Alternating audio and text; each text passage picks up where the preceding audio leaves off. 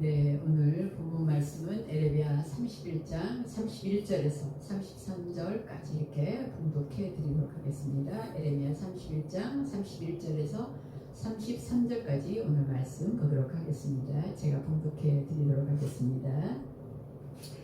여호와의 말씀이니라. 보라, 날이 이르리니 내가 이스라엘 집과 유다 집에 새 언약을 맺으리라. 이 언약은 내가 그들의 조상들의 손을 잡고 애굽 땅에서 인도하여 내던 날에 맺은 것과 같지 아니할 것은 내가 그들의 남편이 되었어도 그들이 내 언약을 깨뜨렸음이라. 여호와의 말씀이니라. 그러나 그날 후에 내가 이스라엘 집과 맺을 언약은 이러하니 곧 내가 나의 법을 그들의 속에 두며 그들의 마음에 기록하여 나는 그들의 하나님이 되고 그들은 내 백성이 될 것이라. 여호와의 말씀이라. 네, 오늘 본문 말씀은 하나님의 긍휼과 새 언약이라는 이런 제목으로 말씀을 나누도록 하겠습니다. 참고로 새 언약이라는 그 단어는 히브리어로 베리트 하다사라는 단어를 이렇게 쓰는데, 이 하다사라는 단어는 전에 없던 완전히 새로운 거라는 이런 의미를 담고 있어요. 그래서 베리트 하다사, 이런 새 언약이라는 것은 전에 없던 완전히 새로운 어떤 시대가 열릴 것이다, 이런 예고를 해주는 단어라고 이렇게 말씀을 드릴 수가 있겠습니다. 새 언약의 역사는 하나님의 인간을 향한 그 긍휼하심과 배반한 인간에 대한 하나님의 그 사랑의 표현으로 하늘과 땅을 사랑으로 완성하시고 공의로 질서를 이루어 가시는 그 아버지 하나님의 자식을 향한 그런 애절한 사랑이 담겨 있다고 저는 그렇게, 그래서 바로 사랑 고백이다. 아버지 하나님의 그 자식을 향한 그런 애절한 사랑 고백이다. 저는 이렇게 표현해 주고 싶어요. 새 언약에 대해서. 로마서 13장 10절에 보면은 사랑은 이웃에게 악을 행하지 아니하나니 그러므로 사랑은 율법의 완성이니라. 이렇게 말씀하고 계세요. 사랑은 율법의 완성이다. 새 언약에 바로 담긴 의미가 사랑으로 하나님의 그 인간이 지키지 못했던, 구약 이스라엘 민족이 지키지 못했던 그 율법에 대한 완성을 바로 새 언약에서 사랑의 법이거든. 사랑의 법. 이 사랑의 법으로 완성을 해주시는 거예요. 이스라엘 민족을 향해서도 돌아오라고 그러잖아요. 하나님 앞으로 돌아오라. 오늘 이 시대를 향해서도 바로 하나님 앞으로 돌아오라. 우리 인간에게 하나님 앞으로 돌아오라고 이렇게 예추고 또 말씀하고 계시는 거예요. 새 언약을 우리에게 주신 이유는 바로 사랑으로 율법을, 이스라엘 민족이 지키지 못했던 율법을 이렇게 완성시켜 주시는 거예요. 바로 예수님의 십자가의 그 사랑을 통해서 완성시켜 주시는 거죠. 그러면 왜 새 언약의 시대가 올 수밖에 없었는지 구약의 이스라엘 자손들의 모습을 살펴보면서 오늘 우리 이 시대에 우리가 어떤 자세로 하나님을 섬기고 하나님의 뜻에 이렇게 따라서 살아야 되는지 이렇게 살펴보는 시간을 이렇게 가져보도록 하겠습니다. 우리가 잘 알다시피 이스라엘 민족은 430년이라는 그 긴 세월 동안 애굽의 노예 생활했던 노예 민족으로 모세를 통해서 이제 하나님께서 이스라엘 민족을 출애굽을 시키죠. 10가지 재앙을 이제 애굽에 내려서, 그리고 홍해 바다가 갈라지는 기적을 체험하고, 또 광야에서 만나와 메추라기, 이런 하나님의 기적을 체험하고, 또 반석에서 샘물 나는 이런 기적, 또 구름 기둥과 불 기둥으로 이렇게 하나님이 보호하시고 지키시고 보호하시는 이런 정말 기적들.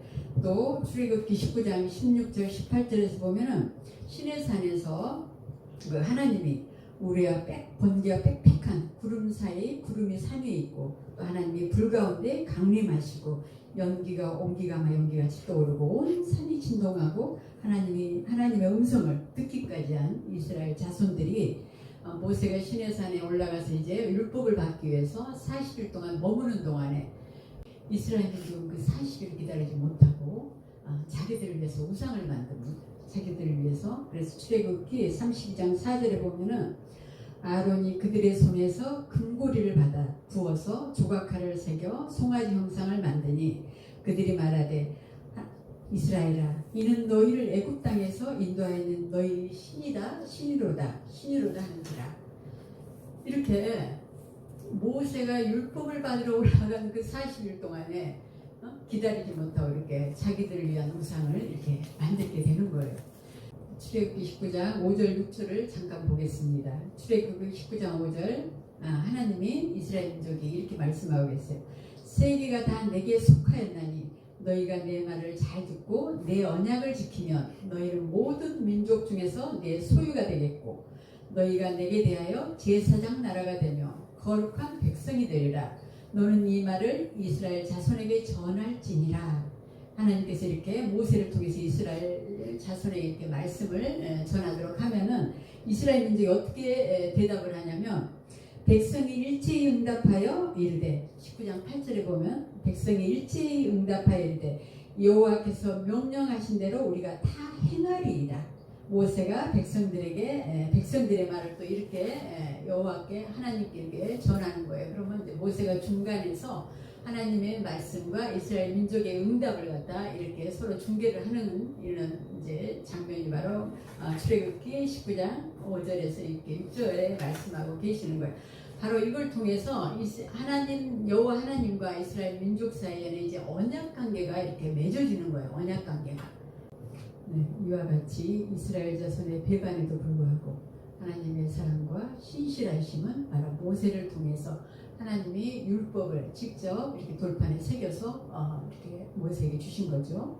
그래서 바로 하나님과 이스라엘 민족 사이에 하나님은 이스라엘 민족의 하나님이 되어주시고 바로 이스라엘 민족은 하나님의 백성이 되는 이런 언약 관계가 이제 맺어지게 되는 것입니다. 바로 이와 같이 이스라엘 민족과 이제 하나님 사이에는 바로 그 생명을 담보하는 언약 관계, 제가 메리트라는 단어 속에 바로 생명을 건다, 생명을 담보로 한다, 뭐 이런 뜻이 담겨 있다고 말씀을 드렸지 않습니까? 바로 이렇게 이스라엘 민족과 하나님 사이에 이런 언약 관계가 이제 맺어진 거예요. 그런데 또 이렇게 이제 모압 평지에서 그 이스라엘 민족이 얼마나 배반을 잘하는지 이렇게 볼 수 있는 또 신명기에 가면은 신명기는 이제 모세의 그 마지막 유언과 같은 설교예요. 유언과 같은 설교인데 모세가 얼마나 아버지의 마음으로 이스라엘 민족에게 아버지의 마음으로 정말 당부하고 호소하고 또 강조하고 이스라엘 민족에게 이렇게 쉐마 이스라엘, 쉐마 이스라엘 이걸 이제 이스라엘 민족아 들어라. 이스라엘 민족아 들어라. 이렇게 계속 말씀을 하고 있는 거예요.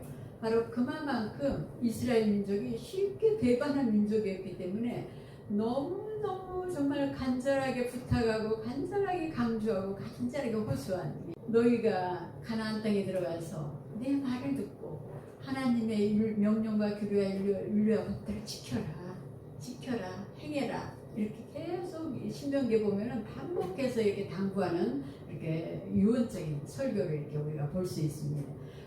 요단강을 건너 가나안 땅에 들어간 이스라엘 민족은 그 가나안 땅 원주민들이 섬겼던 바알과 아세라라는 이런 풍요와 다산의 신을 하나님과 함께 섬기는 이런 또 배역을 저지르는 거예요.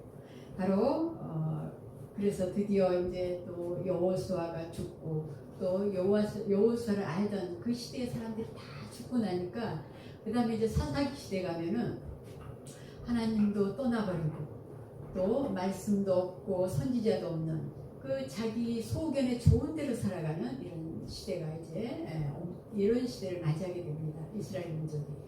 이러면 이제 또 하나님이 그 미디안이라든가 블레셋이라든가 이런 정말 외세를 통해서 이스라엘 민족을 침략하게 만들어서 바로 이스라엘 민족이 이제 고통 가운데서 괴로우면 또 그때 하나님을 찾는 거예요. 그때 하나님을 찾고 부르짖을 때 이제 하나님은 또 뭐 입다라든가 온니라든가 드보라라든가 또 뭐 삼손이라든가 또 기드온이라든가 이런 또 사사들을 보내서 이스라엘 민족을 구원하시는 거예요. 구원해 주시는 거예요. 바로 이스라엘 민족은 끝없이 이렇게 하나님을 배반하지만 하나님은 그 신실하시고 그 성실하심으로 정말 그 약속을 이렇게 지켜나가시는 걸 우리가 이스라엘 민족의 역사를 통해서 이렇게 우리가 볼 수 있거든요. 언약의 신실하심 이렇게 하나님이신 것을 우리가 이스라엘 민족을 통해서 이렇게 볼 수 있습니다. 드디어 에레미야 선지자가 활동했던 BC 627년 그 요시왕 13년부터 BC 586년 그 예루살렘 성전이 바벨론의 그 느부갓네살 왕에게 성전이 파괴되는 그 마지막 왕 시드기야 왕 때까지 이제 그 에레미야 선지자는 자기 민족이 바벨론의 70년 포로 생활로 이렇게 포로 생활을 앞둔 그 정말 암울하고 그 급박한 그런 격동기에 정말 자기 민족을 향해서 하나님의 심판을 외쳐야 했던 이 질곡만, 그래서 눈물의 선지자라고 이렇게 에레미야 선지자를 말하고 있습니다. 위기 앞에 놓여 있는 민족을 바라면서 정말 눈물로 정말 호소해야 했던 그 에레미야 선지자의 마음을 에레미야 4장 19절에 보면 너무나 잘 정말 표현해주고 있습니다. 슬프고 아프다. 내 마음속이 아프고 내 마음이 답답하여 잠잠할 수 없으니 이는 나의 심령이 나팔 소리와 전쟁의 경보를 들음이로다. 이렇게 정말 에레미야의 그 아픈 마음, 그 정말 고통스러운 민족을 향한 그런 마음을 이렇게 에레미야 4장 19절에서 이렇게 표현해주고 있고, 또 에레미야 에가서를 보면은 2년 동안 예루살렘 성을 바벨론의 느부갓네살 왕이 정말 포위를 하고 군대가 포위를 하고 이렇게 예루살렘 성을 완전히 모든 걸 차단했을 때 그 상황, 그 성 안에서 얼마나 그런 처참한 광경이 정말 펼쳐졌는지 에레미야 에가서를 보면 눈물이 나올 수밖에 없는, 읽는 독자까지도 눈물이 나올 수밖에 없는 에레미야 에가서를 보면 이렇게 우리가 알 수 있어요. 눈물로 자기 민족에게 하나님의 심판을 이렇게 외쳐야 했던 그 마음을 헤아릴 수 있을 것 같습니다.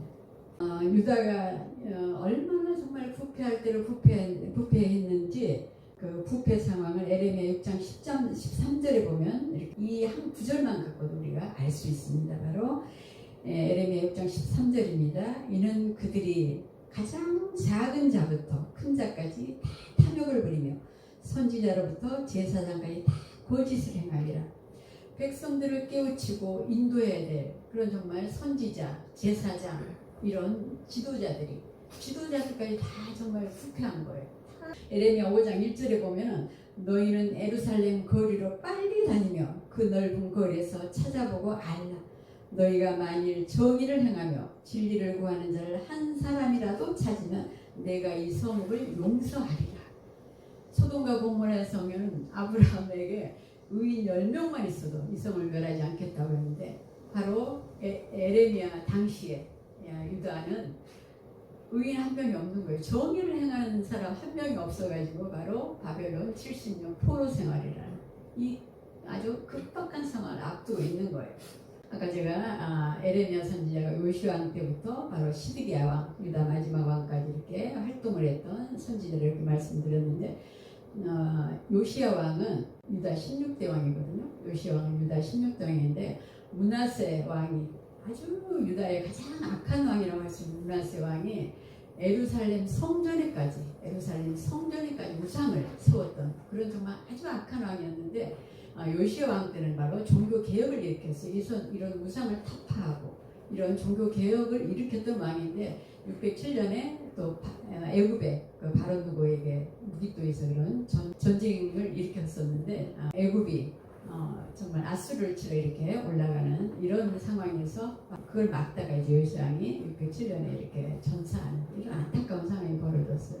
그 이제 여호와김 이런 왕 같은 경우는 하나님 말씀이 기록된 이 두루마리를, 하나님의 말씀을 짤고 불에 태우는 이런 엄청난 말임을 저지르는 이런 유다 그 말기, 마치 우리나라가 36년 일제 그 강점기를 앞둔 그 조선 말기 그런 좀 상황과 좀 비슷한 엄청난 위기 상황이 바로 에레미야 선지자가 활동했던 이런 시대, 유다 말기 이런 시대였습니다.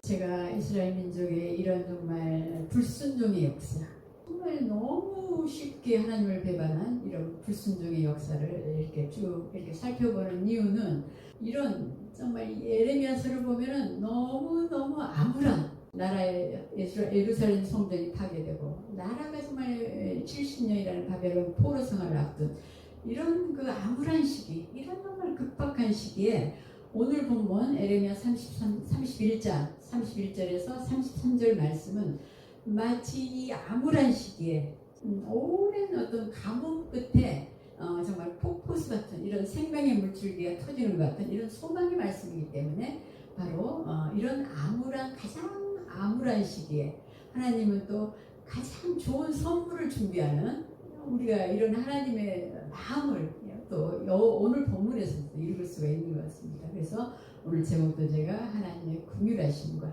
새 언약이라는 이런 말씀은 정말 우리가 성경 이 불순종의 이스라엘 민족의 역사 그 속에서도 성실하고 신실하게 언약을 이루어 가시는 그 하나님의 그 애틋한 아버지가 자식을 향한 그런 정말 마음과 같은 그 하나님의 긍휼의 그 사랑의 마음, 그 마음을 우리가 이스라엘 민족의 구약의 역사를 보면서도 이렇게 읽어갈 수가 있어서 우리가 새 언약 시대에 살고 있는 우리가 얼마나 정말 감사하고 하나님께 감격하면서 하나님을 잘 섬기고 살아야 되는지 이렇게 다시 한번 우리가 살펴볼 수가 있는 것 같습니다. 이와 같이 하나님께서는 이스라엘 민족의 끝없는 배반과 폐역에도 불구하고 구약의 마지막 책인 말라기 이후에 그 400년이라는 그 긴 시간 하나님의 말씀도 없고 바로 선지자도 없던 그 시간을 바로 하나님의 침묵의 시간이다 이렇게 표현을 해주고 있어요. 그래서 이 긴 400년이라는 침묵의 시간을 이제 그 어둠을 가르고 바로 새 언약의 주인공이신 예수 그리스도를 바로 이 땅에 보내셔서 새 언약의 새 시대를 여는 이런 정말 역사적인 이런 사건이 바로 예수님이 이 땅에 오신 이런 사건이 되겠습니다. 구약의 이스라엘 민족은 하나님의 그 수많은 기적을 직접 체험하는 사람들이에요. 직접 체험하고 목격하고 이렇게 현장 학습을 했어요. 현장 체험을 한 거죠. 다 하나님의 그 기적의 역사를 눈으로 직접 보고 이렇게 체험했던 민족이거든요. 그리고 돌판에다 이제 하나님의 그 율법을 직접 새겨서 이렇게 모세를 통해서 이스라엘 민족에 주어서 바로 언약 관계가 맺어진 하나님은 이스라엘 민족이 하나님이 되시고 이스라엘 민족은 하나님의 이렇게 백성이 되는 이런 정말 언약 관계가 맺어지는 이런 민족이었어요. 모세를 통해서 그 신명기에서 보면 제가 아까도 말씀드렸지만 너희는 가나안 땅에 들어가서 이제 하나님의 명령과 규례와 법도를 지키고 행하라고 수없이 당부했다고 말씀드리지 않았습니까? 오늘 본문 에레미야 31장 32절에 보면은 내가 그들이 남편이 되었어도 그들이 내 언약을 깨뜨렸음이니라 여호와의 말씀이 이렇게 말씀하고 계시지 않습니까? 이와 같이 율법 시대 이스라엘 민족을 통해서 본 인간의 실상은 율법을 아무리 새겨서 주고 아무리 가르치고 아무리 정말 강조하고 당부해도 지키지 못하는 게 인간이 연약한 한계를 넘지 못한다는 것을 우리에게 가르쳐주고 있는 거예요. 바로 그래서 새 언약이라는 것은 인간의 이런 정말 끝없는 배반과 불순종에도 불구하고 긍휼에 풍성하신 하나님이 독생자 예수 그리스도를 통해서 바로 사랑으로 율법을 완성하는 이런 정말 새 시대를 열어주시는 이런 새 언약의 시대가 열린 겁니다. 바로 하나님의 긍휼하심으로 자기 독생자를 우리를 위해서 내어주심으로 이 땅에 내어주심으로 우리 인간을 위해서 내어주심으로 하나님과 우리와의 관계가 이스라엘 민족이 돌 위에 하나님이 새겨주셨던 그런 언약 관계가 아니라 이제 하나님이 직접 우리를 찾아오셔서 사랑의 법으로 율법을 완성해 주시는 이런 새 시대가 열린 거예요. 우리가 이런 시대에 살고 있다는 거 우리가 정말 너무 감격해야 되지 않겠습니까? 새 언약 시대에는 하나님의 사랑이 직접 예수 그리스도를 통해서 우리에게 나타난 시대인 거죠. 우리에게 나타난 시대. 지금도 여전히 하나님의 사랑은 성경 속에서 생명수 강물이 되어서 이렇게 흐르고 있는 겁니다. 우리가 그 사랑의 강가로 다가가지 않기 때문에 우리가 느끼지 못하는 거죠. 느끼지 못하고 우리가 누리지 못하고 사는 겁니다. 요한일서 4장 9절에서 좀 보겠습니다. 하나님의 사랑이 우리에게 이렇게 나타난 바 되었으니 하나님이 자기 독생자를 세상에 보내심은 그로 말미암아 우리를 살리려 하심이라. 요한일서 4장 10절도 잠깐 보겠습니다. 사랑은 여기 있으니 우리가 하나님을 사랑한 것이 아니요 하나님이 우리를 사랑하사 우리 죄를 속하게 하여 화목제물로 그 아들을 보내셨습니다. 구약의 이스라엘 민족의 끝없는 그 배반과 폐역의 그런 불순종의 역사를 보면서 그럼에도 불구하고 긍휼에 풍성하신 하나님이 예수 그리스도를 통해서 하나님의 사랑을 어떻게 표현해 주셨는지, 어떻게 나타내 주셨는지 우리가 너무나 잘 알고 계시지 않습니까? 바로 십자가에 못 박혀서 그분을 통해서 우리 모든 인류의 죄값을 다 치르게 하시고, 바로 우리 인간에게, 우리 인류에게 구원의 길을 열어주신 사건, 십자가 사건을 너무나 잘 알고 계시지 않습니까? 그래서 바로 이렇게 하나님의 사랑이, 이 하나님의 사랑이 어떻게 표현되고 있는지 다시 한번 이렇게 우리가 살펴볼 필요가 있는 것 같습니다. 이 시대가 너무 정말 시대적으로 어렵고 또 힘든 그런 시기여서, 힘들고 어려운 시기에는 사랑만큼 우리에게 큰 힘이 되는 단어는 없는 것 같습니다. 사랑은 묘약이라고까지 이렇게 표현하지 않습니까? 사랑받으면은 그냥 사람이 생기가 도는 것 같아요. 생기가. 그래서 가장 사람들이 듣고 싶어하는 단어가 바로 사랑한다는 이런 말을 듣고 싶어하지 않나 싶어요. 왜냐하면 세상 가요 얘기 자꾸 얘기하면 좀 뭐하지만은 세상 가요 속에 그 사랑이라는 그 단어가 들어간 이런 가요가 가장 많은 걸 보면 사람들이 정말 사랑에 대한 이런 정말 그 갈망이 얼마나 큰지를 우리가 알 수 있을 것 같습니다. 우리는 바로 전지전능하신 하나님, 인간의 사랑과 비교할 수 없는 그런 정말 전지전능하신 하나님의 사랑을 이렇게 받는 하나님의 자녀로서, 하나님의 사랑은 제가 언젠가도 말씀드렸지만 우리 인간의 모든 고통을 다 녹이고도 차고 넘칠 만큼 그런 사랑이라고 제가 언젠가 말씀을 드린 적이 있습니다. 그만큼 놀랍고도 위대한 사랑이 바로 하나님의 사랑인 거죠. 그래서 우리가 십자가에서 자기 독생자를 바쳐서, 우리를 위해서 바쳐서 바로 우리에게 하나님의 사랑을 이렇게 표현해주고 나타내주고 계신다는 말씀을 제가 드렸지만은, 오늘 다시 한번 하나님이 우리 인간을 향해서 어떤 사랑을 어떻게 정말 베풀고 표현해주고 계시는지 다시 한번 이렇게 살펴보는 시간을 가졌으면 좋겠습니다. 요한복음 19장 30절에 보면은 예수께서 이제 십자가에 못 박혀서 돌아가신 그때, 이제 정말 생명이 이렇게 끊어지기 직전에 이렇게 이제 말씀하고 계시죠. 요한복음 19장 30절에 예수께서 신포도주를 받으신 후에 이르시되 다 이루었다 하시고 머리를 숙이니 영혼이 떠나가시니라. 다 이루었다고 말씀하시는 거예요.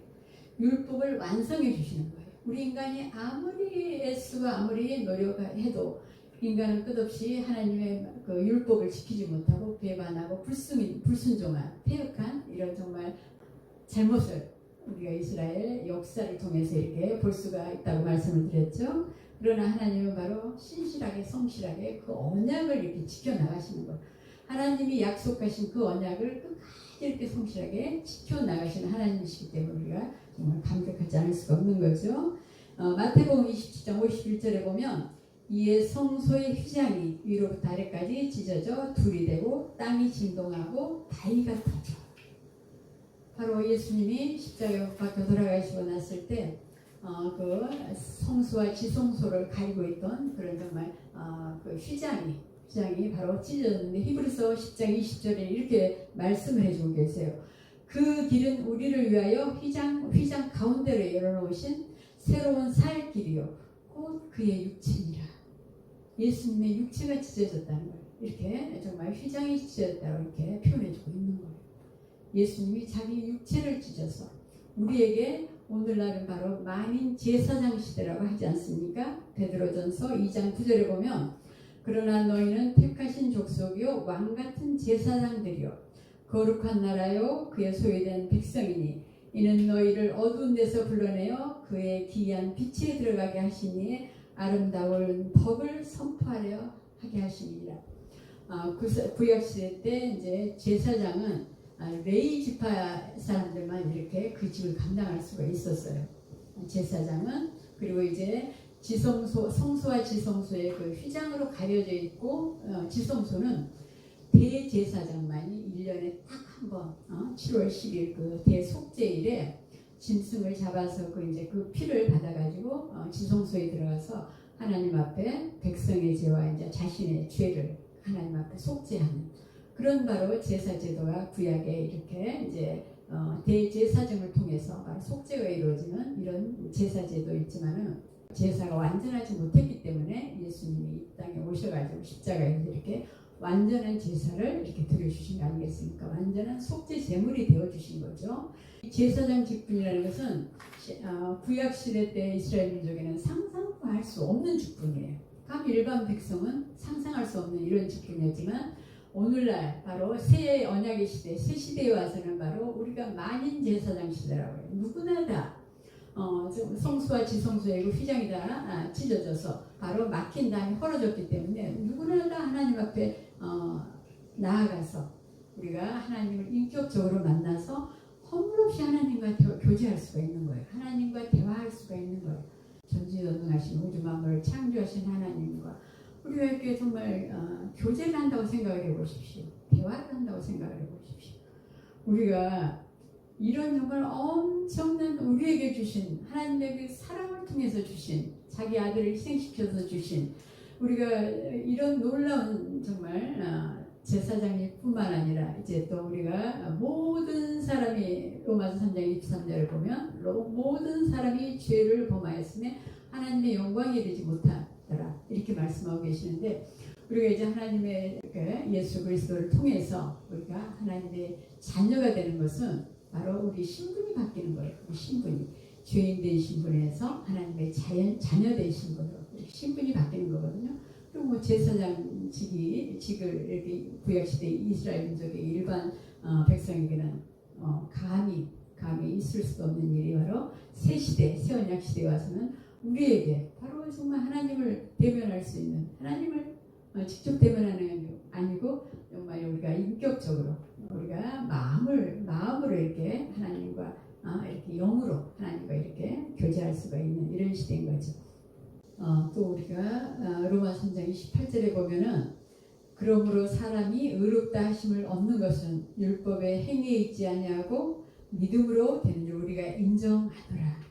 신학적인 용어로 이렇게 칭이라는 이렇게 표현을 쓰는데 바로 우리가 예수 그리스도를 믿는 믿음을 통해서 바로 의롭다는 이런 의인으로 인정해 주시는 거예요. 사도행전 2장 4절에서 보면은 그들이 다 성령의 충만을 받고 성령이 말하게 하심을 따라 다른 언어들로 말하기를 시작하니라. 오순절날 마가의 다락방에 바로 120문도들이 예수님을 승천하시고 나서 이렇게 기도에 힘쓰고 있을 때 보혜사 성령이 바로 임하시는 사건이 바로 사도행전 2장 4절에서 이렇게 나타나고 있죠. 보혜사 성령이라는 것은 바로 파라클레토스 푸니마토스 하기오라 그래가지고 바로 보혜사 성령 하나님을 이렇게 말씀해 주고 계시는데 우리를 돕기 위해서 바로 곁에와 계신 분이시다 이렇게 파라클레토스 보혜사 이렇게 설명 제가 언젠가 드렸던 이렇게 기억이 있습니다.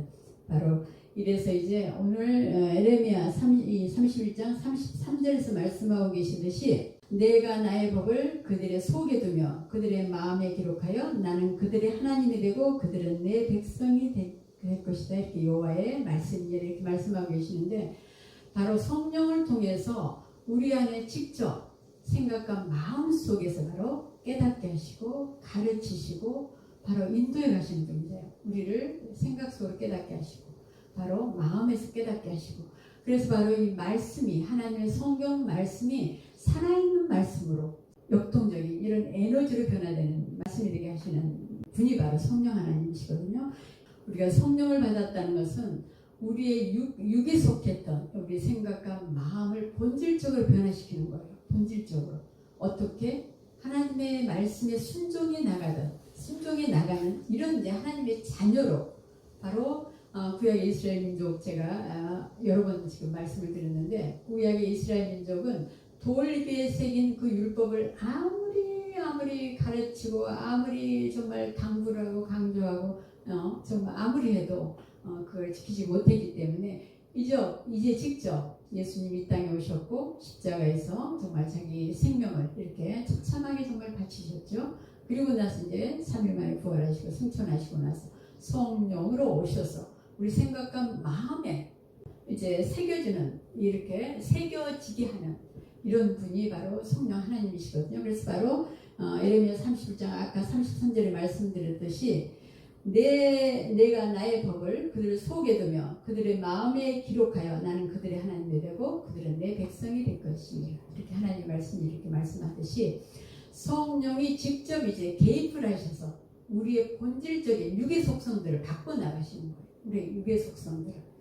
우리가 타고난 본성이 있고 자라면서 또 환경과 이런 또 부모의 그런 유전자를 통한 이런 정말 속성들이 다 있거든요. 그게 바로 육에 속한 바로 속성이라고 해요. 그 육에 속한 속성들은 우리 인간의 힘으로는 이게 변화가 안 되는 거예요. 우리 그래서 본성 못 바꾼다는 말도 있지 않습니까? 바로 이렇게 바꿔지지 않는 우리 본성, 굳어진 이렇게 자기 자아 이런 걸 바로 성령께서 이제 우리 생각과 마음 속에 이렇게 바로 새겨졌어. 우리 마음 속에 이렇게 말씀이 새겨지게 하셔서 본질적인 변화를 일으키는 이렇게 분으로 우리 안에서 역사하신다고 그랬죠. 그래서 고린도 후서 5장 17절에 보면 그런 누구든지 그리스도 안에 있으면 새로운 피조물이라. 보라 이전 것은 지나갔으니 새 것이 되었도다. 이렇게 정말 고린도 후서 5장 17절에서 말씀하고 계시는 거예요. 우리의 본질적인 변화는 성령의 역사가 아니면 정말 변하지 않는 거예요. 그만큼 이스라엘 민족을 통해서 보면은 끝없이 그냥 아주 너무 쉽게 아무리 돌비에 새겨서 하나님의 법을 주고 모세가 모압 평지에서 이스라엘 민족이 정말 유언같이 그 신명기에서 계속 가르치고 정말 당부하고 호소하고 그렇게 했지만은 하나님의 그 명령과 율례와 법도를 정말 지키지 못한 거예요. 오늘 에레미야 선지자 시대 그야말로 예루살렘 성전이 파괴되고 유다가 BC 586년에 시드기야 왕 때 바벨론 포로 70년 포로 생활을 앞둔 그 빡한 그런 정말 긴장감이 도는 그 암울한 시기에 예레미야 선지자가 눈물로 호소해도 이스라엘 민족은 단 한 사람의 정의를 행하는 그런 사람이 없었기 때문에 결국은 이렇게 패망을 하는 그런 결과를 가져왔습니다. 우리는 이와 같이 끝없는 정말 하나님의 그 사랑을 받고 살아간다는 것. 그래서 이렇게 어렵고 힘든 시기에는 사랑이 가장 큰 힘이 되는 묘약이라고 제가 이렇게 말씀드렸지 않습니까? 사랑받으면 뭐 생기가 나는 거예요. 사람은. 그래서 바로 우리가 이런 엄청난 사랑받는 하나님의 자녀로 살아간다는 거. 우리가 어렵고 힘들 때일지라도 우리가 하나님의 십자가를 바라보면서 예수 그리스도의 십자가를 바라보면서 그 십자가를 통해서 그분의 사랑을 정말 절절히 느끼면서 우리가 성경 속에는 아까도 말씀드렸지만 하나님의 정말 우리를 향한 그 예수 그리스도를 통해서 이루어지는 그 사랑이 강물처럼 흘러가고 있다고 이렇게 말씀을 드렸죠. 우리가 예수 그리스도를 통한 그 사랑의 새 역사를 이루어 주시는 아버지 하나님의 우리를 향한 그 사랑을 다시 한번 우리가 절절히 정말 느끼면서 우리가 확인하면서 다시 좀 늘 힘들고 어려울 때마다 우리는 어디를 바라봐야 되나요? 예수 그리스도의 그 십자가를 바라봐요.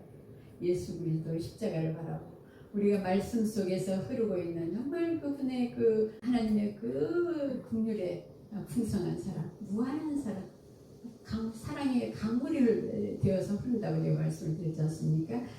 우리가 예수 그리스도를 통한 사랑의 그 새 역사를 이루어 주시는 아버지 하나님의 우리를 향한 그 애절한 정말 사랑의 마음을 우리가 헤아리면서 이제 마지막 제가 마태복음 22장 37절에 40절 말씀을 이렇게 봉독해 드리겠습니다. 바로 예수께서 이르시되 내 마음을 다하고 목숨을 다하고 뜻을 다하여 주 너희 하나님을 사랑하라 하셨으니 이것이 크고 첫째 되는 계명이요 둘째도 그와 같으니 내 이웃을 내 자신과 같이 사랑하라 하셨으니 이 두 계명이 온 율법과 선지자의 강령이니라. 전에도 제가 한번 말씀을 드렸었는데 성경의 66권을 딱 요약을 하면 마태복음 22장 37절에서 이렇게 40절까지 말씀이에요. 주 너희 하나님을 마음을 다하고 뜻을 다하고 목숨을 다할 만큼 주 너희 하나님을 사랑하라는 것과 내 이웃을 내 자신과 같이 사랑하라는 결국은 우리에게 새 언약 새 시대에 이루어주신 바로 계명이 사랑의 계명, 사랑. 하나님이 너희를 향해서 이렇게 내가 사랑을 표현해주고 나타내주고 있지 않니? 내 사랑을 보면서 너희도 이와 같이 사랑하라는 거예요. 사랑. 그래서 바로 사랑이 율법을 완성하는 시대가 새 언약 시대가 되겠습니다. 우리 모두가 이 어렵고 힘든 시기, 정말 시기적으로 너무나 시대적으로도 위기 상황에 있는 이런 시대에 우리가 바로 하나님의 사랑의 그 힘, 모든 걸 다 녹일 수 있는 그런 정말 힘으로 작용하는 거예요. 우리가 사람의 사랑만 봐도 정말 행복해지잖아요. 그러나 정말 전지전능하신 우주 만물을 창조하신 창조주의 사랑, 만왕의 왕이신 하나님의 사랑이거든요. 우리가 받는 사랑이. 그 사랑의 힘으로 우리가 이 어려운 시기, 이 어려운 시대, 이 위기의 시대를 더욱더 그 예수님의 그 예수 그리스도의 십자가를 바라보면서 하나님의 그 끝없는 우리를 향한 사랑의 그 아버지의 마음을 우리가 헤아려서 우리가 이 어려운 시기를 다 사랑으로 고난도 힘든 거 어려움도 다 녹이면서 모두가 다 승리하고 하나님께 영광 돌리는, 그리고 바로 하나님을 더욱더 정말 힘써 사랑하며 또 우리가 이웃을 내 자신과 같이 사랑하는 하나님의 사랑의 계명을 더 실천하면서 살아가는 우리 모두가 되시기를